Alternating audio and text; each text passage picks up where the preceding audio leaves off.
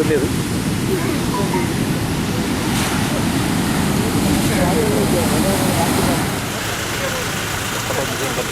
ಇಲ್ಲ ಸರ್.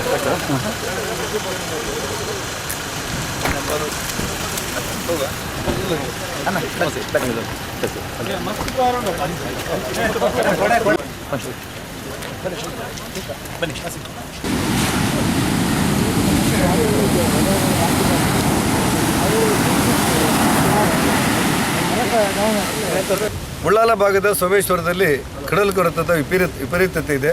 ಆ ಹಿನ್ನೆಲೆಯಲ್ಲಿ ಮೀನುಗಾರರು ಮತ್ತು ಸ್ಥಳೀಯ ಮುಖಂಡರ ಜೊತೆಯಲ್ಲಿ ನಾನಿಲ್ಲಿ ಭೇಟಿ ಕೊಟ್ಟಿದ್ದೆ. ಕಡಲಿನ ತೀವ್ರ ಕೊರೆತವನ್ನು ತಡೆಗಟ್ಟುವುದಕ್ಕೋಸ್ಕರ ತುರ್ತಾಗಿ ಜಿಲ್ಲಾಧಿಕಾರಿಯವರು ತುರ್ತು ಕಲ್ಲುಗಳನ್ನು ಬೇಯಿಸಲಿಕ್ಕೆ ಸೂಚನೆಯನ್ನು ಕೊಡಬೇಕಾದಂಥ ಅನಿವಾರ್ಯತೆ ಇದೆ ಅಂದ್ಕೊಂಡಿದ್ದೇನೆ. ಎಲ್ಲ ಜಿಲ್ಲಾಧಿಕಾರಿಗಳು ಎಲ್ಲ ನಮ್ಮ ADB ಮತ್ತು ನಮ್ಮ ಬಂದರು ಅಧಿಕಾರಿನ ಕರೆದು ನಾಳೆ ಬೆಳಗ್ಗೆ ತುರ್ತು ಮೀಟಿಂಗ್ ಕರಿಬೇಕು ಅನ್ನುವಂಥ ಸೂಚನೆ ನೀಡಲಾಗಿದೆ. ಮತ್ತು ಈಗಾಗಲೇ ಸುಮಾರು 32 ಕೋಟಿ ರೂಪಾಯಿ ವೆಚ್ಚದ ಕಾಮಗಾರಿ ಇಲ್ಲಿ ಮಂಜೂರಾಗಿದೆ. ಅದನ್ನು ಪ್ರಾರಂಭ ಆಗಬೇಕು. 102 ಕೋಟಿ ರೂಪಾಯಿ ವೆಚ್ಚದಲ್ಲಿ ಇತರ ರಿಬ್ಬುಗಳನ್ನು ಮಾಡಲಿಕ್ಕೆ ಬೇಕಾದಂಥ ಯೋಜನೆಯನ್ನು ರೂಪಿಸ್ತೇವೆ. ಇದೆಲ್ಲದರ ಮಧ್ಯೆ ತುರ್ತಾಗಿ ಏನು ಸಮುದ್ರ ಬಂದು ಕೊರಿತಾ ಇದೆ ಮೀನುಗಾರರಿಗೆ ಮತ್ತು ಮೀನುಗಾರರ ಮನೆಗಳಿಗೆ ಮತ್ತು ಇಲ್ಲಿರುವಂಥ ಸಾಮಾನ್ಯ ಜನರ ಬದುಕಿಗೆ ತೊಂದರೆ ಆಗುತ್ತೆ.